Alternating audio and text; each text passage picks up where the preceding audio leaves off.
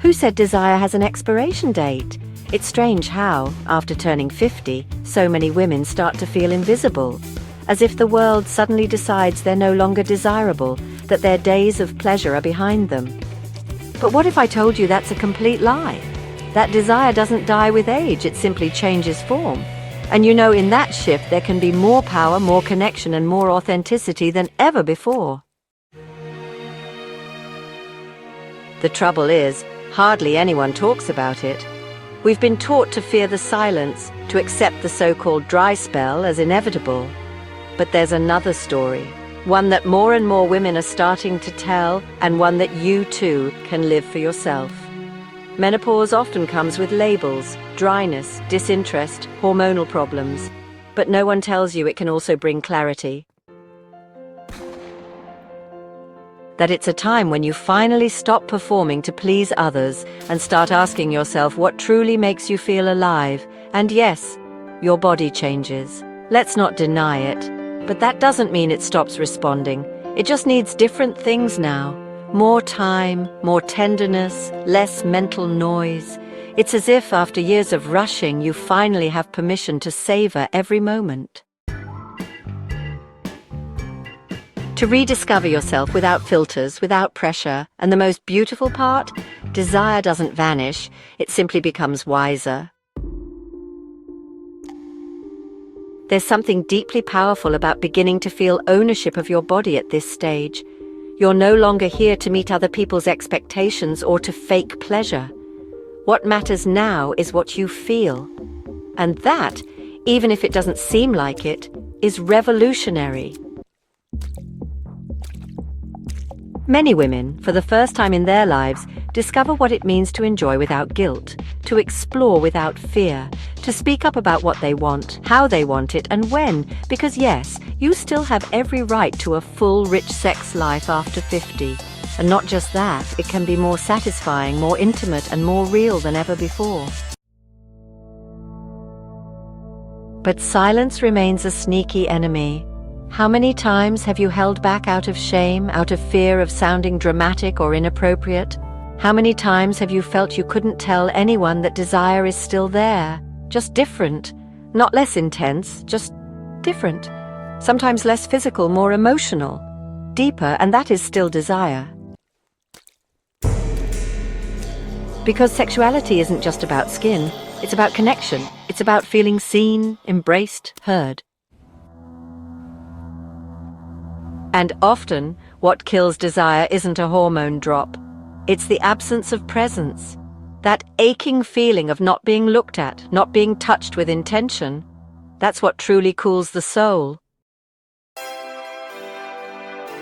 There's another thing no one talks about. The silent grief that many women go through when they feel they're no longer the same. As if this new body is a faulty version of the old one. But it isn't. It's a different version, wiser, more grounded, more honest, and honestly accepting that can change everything. It's not about going back to how things were, it's about opening up to what can be now. It's really about stopping the fight with the mirror and starting to listen to what your body is asking for today. Maybe it doesn't respond the way it used to, but you know that doesn't mean it doesn't want to. It just needs different kinds of touch, a slower pace, a more honest bond. The good news? That's not only possible, it's deeply transformative.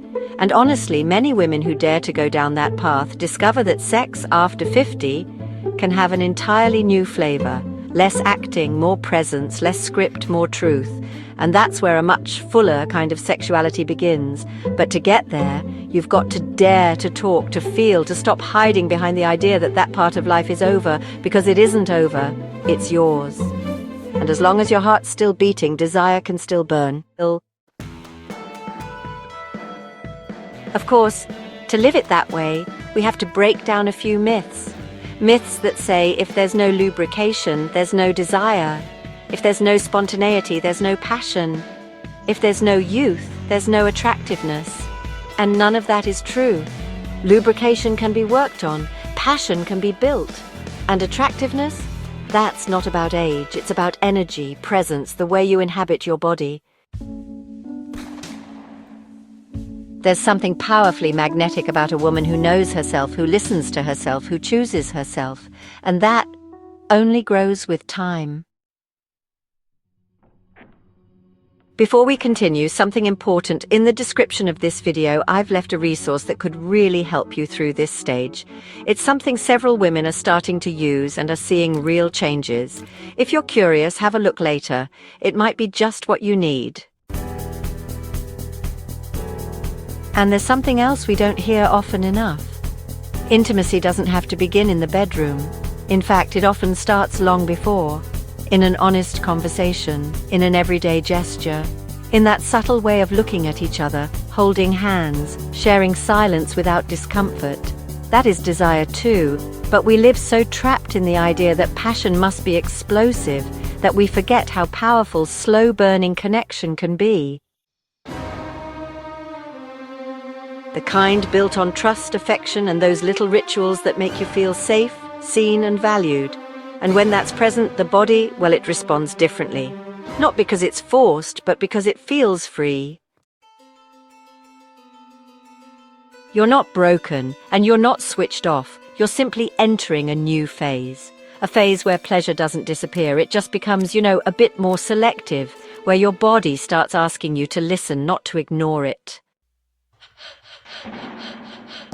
And if you do, if you truly take time to reconnect with yourself, what you'll find is honestly, deeply liberating, because you're no longer chasing outside validation. You're doing it for you, for your well-being, for your right to keep feeling, and that changes everything. It's also important to say this. Some partners don't really know how to support these changes. Sometimes it's just out of ignorance. Sometimes it's fear, and sometimes it's pure silence. And yes, that can really hurt. It can feel a bit like a wall, but this is where real communication comes in. Saying what's happening to you, explaining how your body has changed, what you need, what no longer works, and what you'd love to explore. Not as a complaint, but as an invitation to, rediscover each other. Because if there's love, if there's commitment, this stage can actually become a new beginning, a more honest one, more conscious, more grown up. And if you're on your own, that doesn't mean your sex life is over. Quite the opposite, really.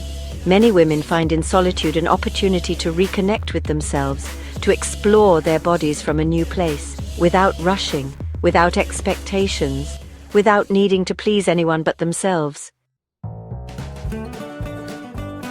And in that process, many rediscover a desire they thought was gone. Because, sometimes what kills pleasure isn't age. It's actually the lack of space for self-exploration. And when you give yourself that space, without guilt, without judgment, your body starts speaking again. Sometimes it whispers, sometimes it shouts, but honestly, it always has something to say. There's no single valid model of sexuality. There's no right way to experience desire. What exists is your truth, your pace, your story. And what matters most is not to stay silent, not to compare yourself to younger bodies, idealized relationships, or what's supposed to happen.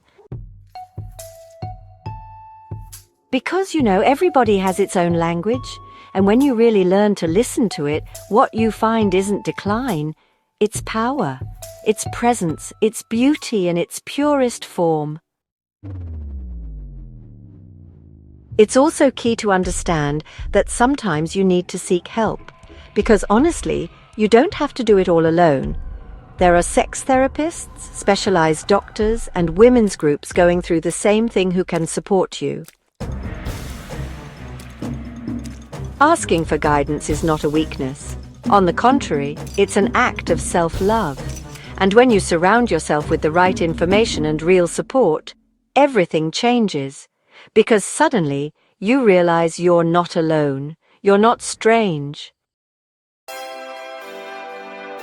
This isn't the end. It's a transformation. And you can move through it with dignity, with desire, with joy. And yes, there are hard days.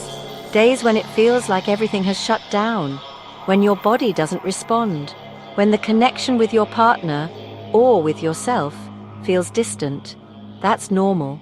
What matters is not to stay stuck there. Don't resign yourself.